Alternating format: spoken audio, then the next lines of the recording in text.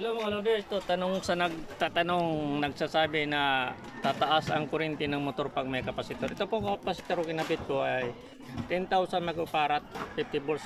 Nakana-vlog ko to dati. Malit ang nilagay ko, 400 volts yata to, 300 plus lang yung microfarad. Ito 50 volts, 10,000 microfarad. Walang kapasitor to ay walang diode. Rekta lang to, series lang, positive to positive, negative to negative. Yun siya nagtatanong at nagsasabi tataas daw yung kuryente kapag may kapasitor. Tataas lang to ang kuryente kapag may kapasitor kung may diode natin nilagay. Ito walang diode. Kung dumaan siya ng diode, siyempre sasala niya to, ipifilter, magiging times 2 to. Pero wala siya pong diode kaya hindi siya tumataas. Normal lang sa battery natin, pag start natin, pag i-on, ito po yung battery niya, 12 volts po. Hindi gumagana po yung battery. Ayan. Ngayon paanda rin natin ang motor. Tataas lang yan hanggang 14. Normal. Ayan, umaanda na po yung motor. Ayan po, 13. Kung mahilig kayo ng mga sound, ilaw, marami, mas maganda pa meron kayong kapasitor. Ngayon bibirit natin.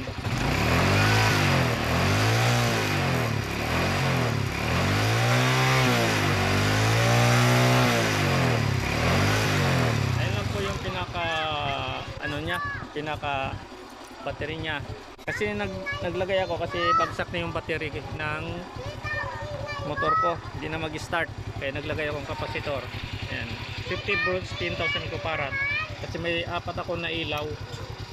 Kahit sa gabi hindi bumababa yung ilaw yung battery ko, hanggang 12 lang yan. Kung mahilig kayo maglagay ng sound, mga burulit-burulit, mas mainam maglagay kayo ng kapasitor para backup sa battery nyo. Hindi nagbabago yung battery nyo. Ayan po.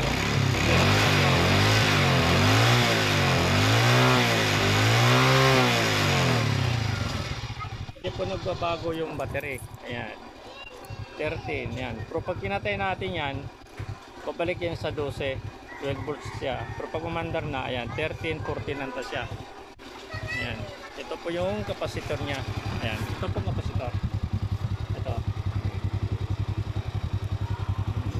50 volts 10,000 microfarad, series lang po yan, nasa battery series.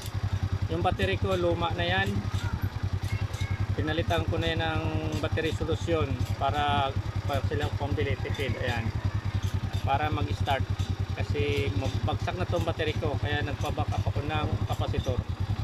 Kung mahilig sa sound, mga ilang mga buloy mas mainam may kapasitor yung motor nyo para back up sa battery nyo.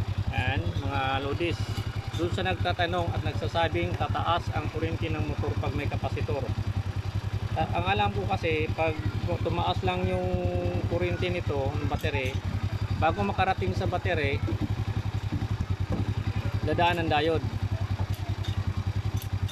sasabog na rin itong battery.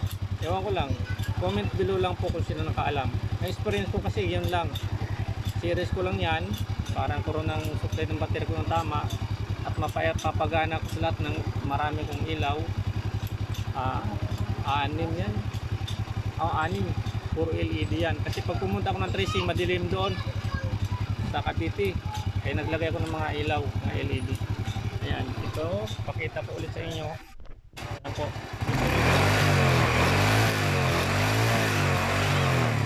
Yan ang pinakamataas ng kuryente. Kaya anong birit yan? Yan lang po. Kahit gagamit ng signal, yan, signal siya, oh. Ayan, lalaro lang yan dyan.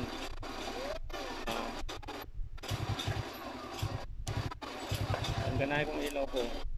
Ayan, gumagana na rin yung ilaw. Signal. Oh. Ayan, 12.